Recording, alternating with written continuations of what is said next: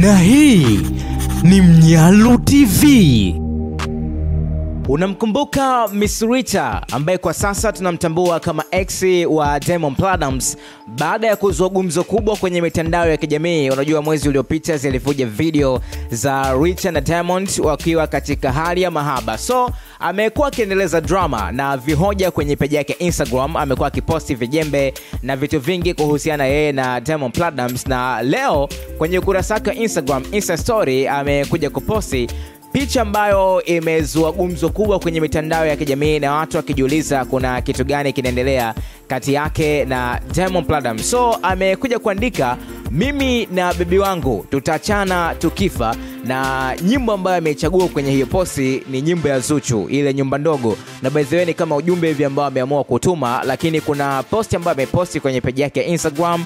Hiyo picha ambayo ameweka hapo na sehemu ya juu kwenye location imeandikwa Wasafi TV. So inamaanisha yupo Wasafi TV current location baada ya kuposti hiyo picha ambayo unaiona hapo. Lakini baadaye pia alikuwa anaonekana kama anaangalia TV hivi, ameposti hii video kwenye Insta story yake na location imeandika Wasafi FM Dar es Salaam Tanzania.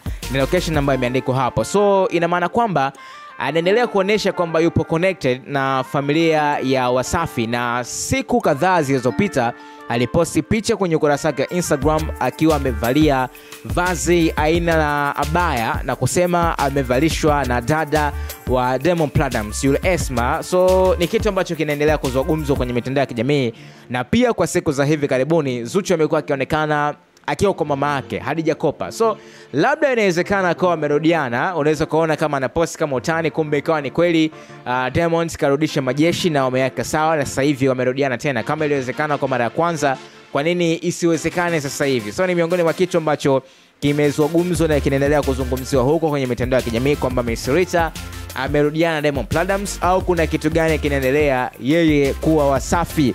Una mtazamo gani kuhusiana na hizo posti? Nijuze hapo kwenye sema comment, na nikukumbushe tu kusubscribe na kuturn on notification ili uwe kwanza kupata habari ambazo zinawekwa hapa. Mpaka wakati mwingine tena, bye bye. Na hii ni Mnyalu TV.